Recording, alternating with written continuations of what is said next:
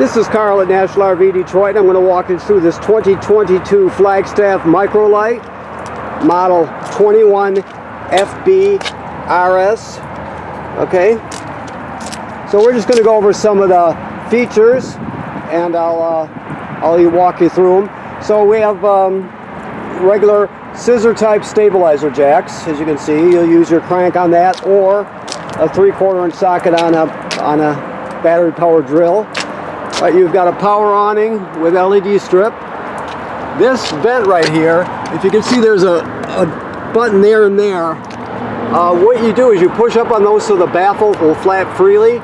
Anytime you're going to vent to the outside of the trailer using the range hood vent, you'll open it up so it flaps freely and vents to the outside. Otherwise, keep it shut when you're traveling or in storage, that sort of thing. But in order to vent, use the range hood vent, you have to open that baffle there. Okay, you have outside speakers, TV mount with power and signal out right here. Now this comes with a griddle.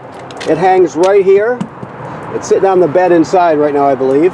And you also get a hose with it, an LP hose. Keep in mind that you have to plug the hose in right there, that quick connector right there. So make sure you do that. This is just a hookup for a solar panel, a solar battery charger if you want to get one. It's just strictly to charge the battery. Now you do have a solar panel on this trailer. Okay. All right. This is just an extra table, your cranks, that sort of thing. Under there.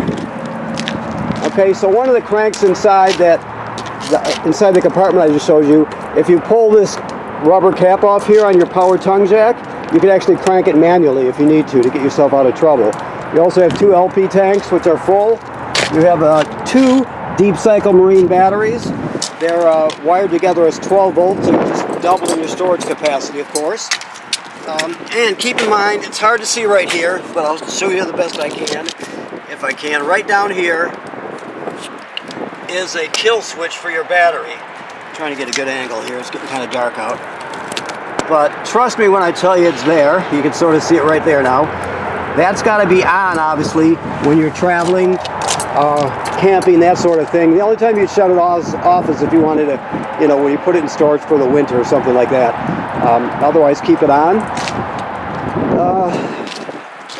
Docking lights. This is just more pass-through here. Another table that hangs next to your griddle. That's your anode rod slash plug for your water heater. This is the water heater. That anode rod I just showed you, that takes an 1 1/16 socket, a 6-point socket, plus a 6-inch extension and a ratchet to take it in and put it out. So keep in mind, you've got to have that with you. Your fresh water fill is right here. 9 times out of 10, you're going to use city water to fill or to operate your trailer. If you go to a campground that doesn't have plumbing on the campsite, you can pre-fill the tank right there and then use the onboard pump to pump the water. So you have all the plumbing will work just like you have city water, even if you don't. And this is the drain, that white drain there with a gate valve T-handle on it. That's the fresh water drain. Okay, your slide out, so just so you know, it's called a Schwintech. It's owned by Lippert now, but people still refer to it as a Schwintech, so that's the type of slide room you have. Now, you have two tanks here, a gray tank over here, which is toilet water, which is sink and shower water, and then you have a gray, or a black, a black one here, which is toilet water and waste. So you always dump the black one first, then the gray one. The gray water is cleaner water than the black water, obviously, so it'll help you clean out your hose. Then if you leave your black tank valve open, you can take the hose at the dump station and screw it onto here and turn it on, and it'll spray the inside of your tank out and clean off the sensors, that sort of thing. Does a really good job doing that. And like it says on the sticker, always have the valve open when you do that. This is your city water hookup here. Most common way to get water. And this has to do with winterizing. You'll have to research that a bit, but you draw the antifreeze into the system through this port right here, okay? Cable and satellite through. Okay, you got a 30-foot, 30-amp power cord, as you can see. This is just a outside shower slash sprayer to hose things down, kids and dogs and feet or what have you.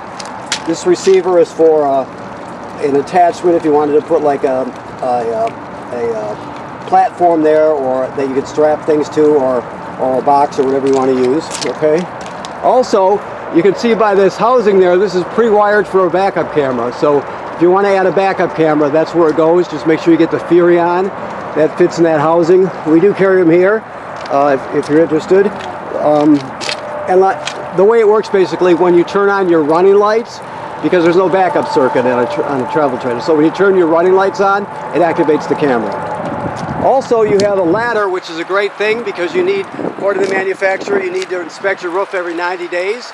So every 3 months you want to go up there yourself or send somebody up there. Be very careful, obviously. Check all the sealant out, make sure there's no cracking or separation. That's the most important thing as a trailer owner when it comes to maintenance, is inspecting your roof seals and seals in general. Also, of course, important is winterizing. This is winterized right now, but I can't stress enough the importance of checking your roof and the seals. You're going to look at the roofing material, make sure it wasn't damaged by any low branches, or the vent cover's not damaged by a low branch. And like I said, you look at the sealant, make sure there's no cracking or separation. That's very important. Okay, so let's go inside. That's every 90 days. All trailers need to be inspected. Doesn't matter who made it. They're all the same. Okay, in that sense. So, let me wipe my feet here. So, when we first come in the door here, okay, this is the power converter. This converts AC to DC power. So basically, when you're plugged into shore power, which is AC, 110 AC, you have these circuit breakers here, just like you would see at home, and they're labeled like it would be at home. That's your AC power. Then it converts the rest of it to DC, 12 volt DC power, and so you have 12 volt fuses here, and they're all labeled. If these fuses were to blow, they'll actually light up, and you can see it. Also, keep in mind these 240s protect the whole 12 volt side. So if you have a wild power surge or a lightning strike on something like that, always look at these 240s, because that's almost always where the problem will be. All right. Also, this is a battery tender, so I told you have two batteries wired together at 12 volts, so you just have double the storage capacity. This will sense your batteries and sense how much energy they have or need, and it'll always keep them topped off. If they're low, it'll send 15 amps, as long as you're plugged in, of course. And if you're topped off, it'll just trickle a couple. Whatever you need is what it'll send. Now this device here is your carbon monoxide and LP gas detector. So it will go off if it detects carbon monoxide buildup or LP gas. If it goes off, you take everybody outside, leave the door open, shut the gas off at the front, figure out what's going on. Also, if it beeps very slowly, it's telling you your batteries are low. So it's got three functions. I'll put it through the test here. LP is good, carbon monoxide coming up, and a low battery alarm. And then back to green. It should always be green. If it's not, get it serviced. Okay. Your refrigerator is a 12 volt DC refrigerator. Okay. Alrighty. So what else have we got here? Okay. This is your control panel up here. This is the Wi-Fi Ranger. The Wi-Fi Ranger has two functions. There's a paid function where you can use it with cellular service. I'm not going to tell you much about that. You can find out if you're interested in that. Most people use the Wi-Fi booster. Okay. The antenna's up on the roof, and what you'll see is basically this top line here on the sticker. It's Tenton 9957. That's the name of your Wi-Fi Ranger. So if you're looking through your family's cell phone or tablet, whatever, in the Wi-Fi section, that's what you're looking for. You know that's you, right? So you put password in so it logs on automatically. Okay. If you look at the bottom line, it says control panel. There's an address there, and you'll basically type that into any browser, and you'll be able to see everything the Wi-Fi Ranger sees. So you'll see all the public Wi-Fi out there and private Wi-Fi also. But you'll pick out let's say the campground's Wi-Fi, and then you would put in there their passcode, whatever. So, and what it does, it's got a built-in firewall, one thing, and the other thing is it really increases your bandwidth, so you get a, you get a good signal for, public Wi-Fi always is a little bit slow, so it's a really good thing to have the booster. Now, the middle line is changed me now, 9957. That's the temporary password, so when you log onto the control panel, you can use that password and then put in your own password after that, okay? All right. These are your batteries charged. Fresh water's empty, black water's empty, gray is empty. It fills in 1/3 increments, so it goes from empty 1/3, 2/3 to full. After you pass 2/3, you're gonna have to start thinking about dumping your black and gray tank, okay? Your slide room is here, and your power awning is here. Never leave the power awning out unattended. If you're not gonna be at that campsite, roll it in, okay? You have your water pump here. You use the water pump if you're pumping water from the fresh water tank, like I told you about. Also, to use this to winterize the trailer. Your water heater runs on gas and electric both. That's for gas, that's for electric. Keep in mind that you never want to run this water heater without water in the tank. Now, always make sure there's water in there. The water heater tank now is bypassed, and there's antifreeze in the system, okay? And this is your tank heater here. It just has heating pads on your tanks and on your usually at elbow by a valve will be where the other one is. So this just, it extends your camping season. So it's a really good thing to have. Okay. All right. So let me go on a little bit here.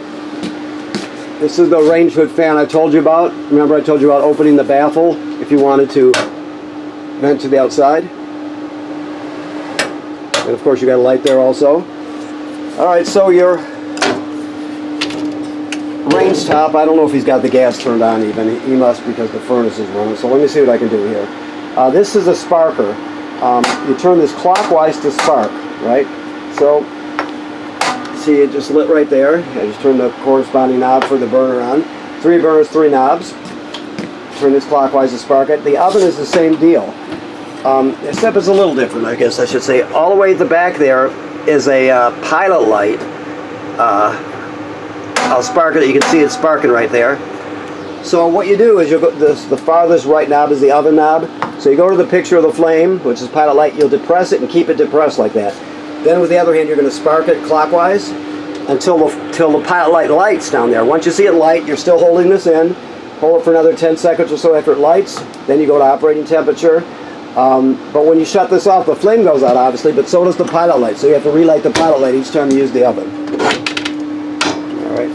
This is a cheat sheet for your radio. It's a good thing. It goes through all the most popular functions. I'll go into that right now. This you can stream off USB here. This HDMI is into the system, so if you wanted to use a game machine or something for a rainy day, you could go straight into the system there.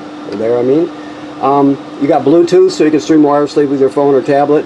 You've got 3 speaker zones, but actually you only have 2.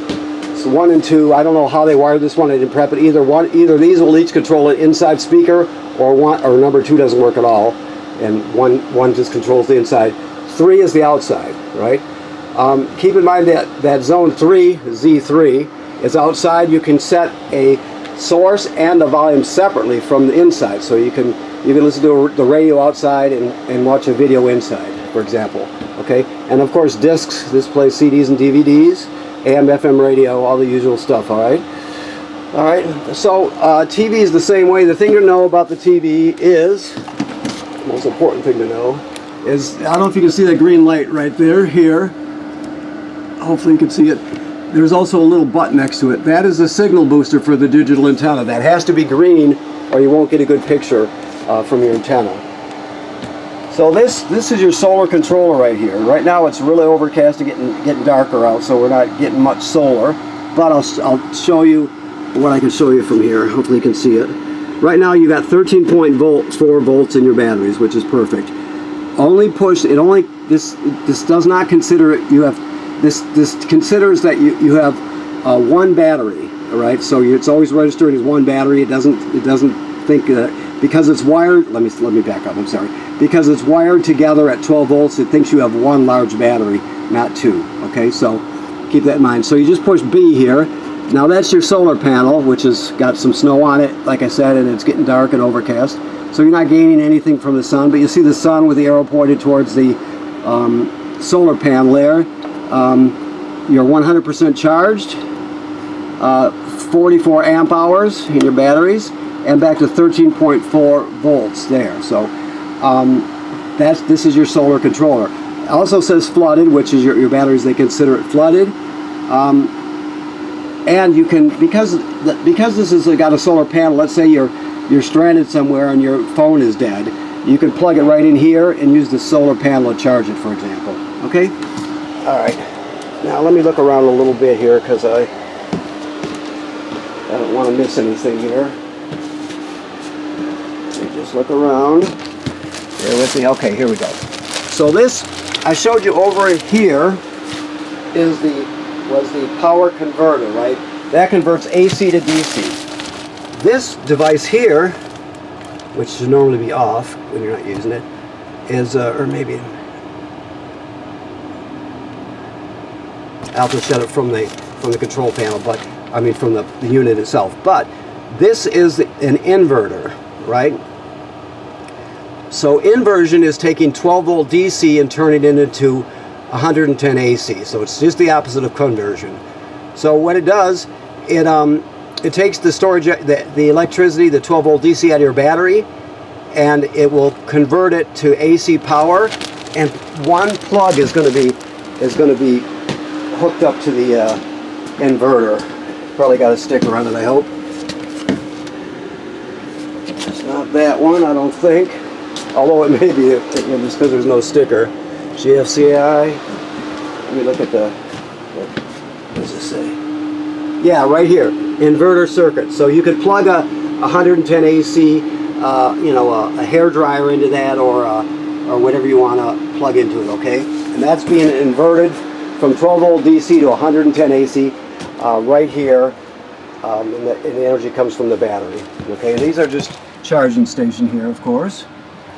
Hopefully you're understanding everything I'm saying. I know I have to go kind of fast, but I have a half hour to get this done before it starts a new file. So there was a table in your front pass-through. Some people store it behind the couch, just so you know. It's up to you. This jackknife's flat into another bed. There's also storage underneath the bed. This is your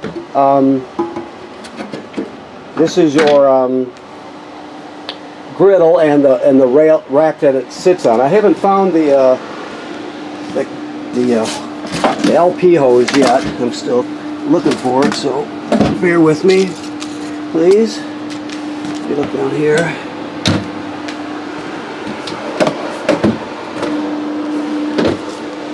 Alright, so he's probably got it. Let me see here. Open this up. It's not there.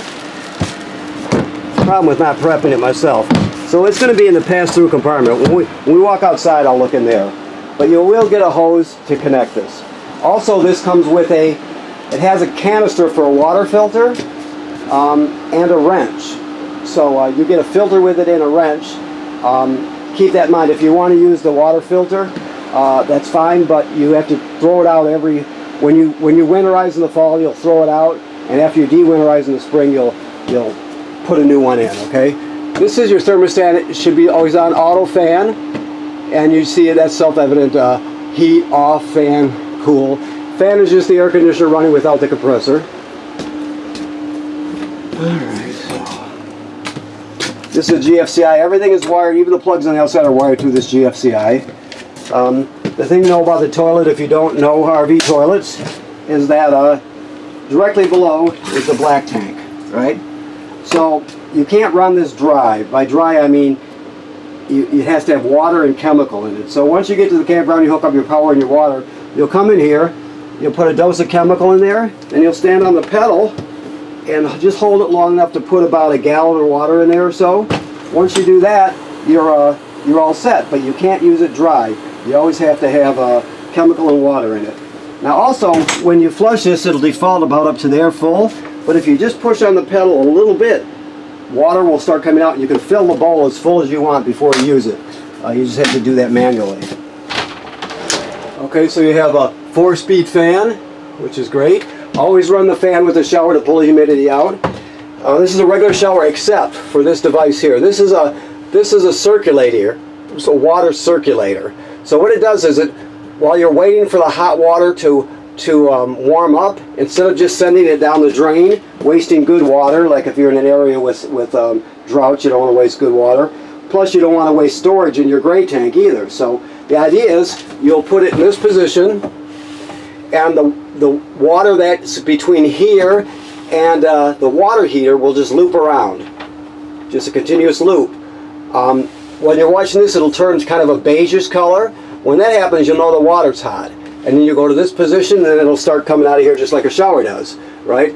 But it's a water miser, and like I said, it's a recirculating system, so just use the same little bit of water around in a circle till you heat it up. Then you can turn it on like a regular shower, and you don't waste water, and you don't waste storage in your gray tank, okay? All this stuff, there's a packet in here that has literature for everything. Plus, you can go to manufacturer sites, and you can watch their videos also.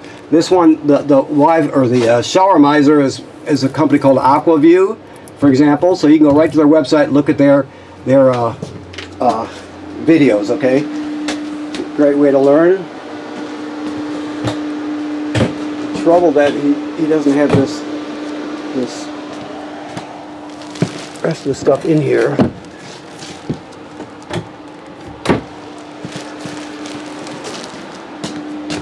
Just keep on looking here.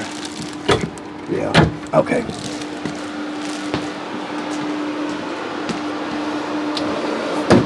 Okay, well, I'll look in the pass-through out front here.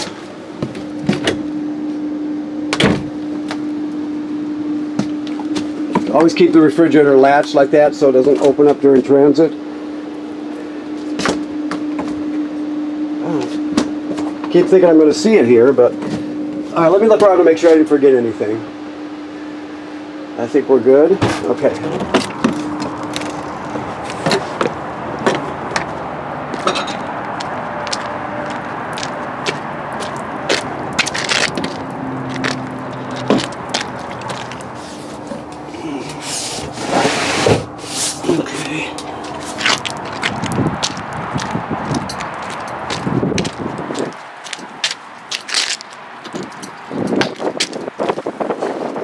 Here's your stuff here. So this is I know you can't see it all, there's the hose, your water filter's in the back, your wrench for your water filter is there, the bracket to hang a TV outside is there, so everything is there, okay?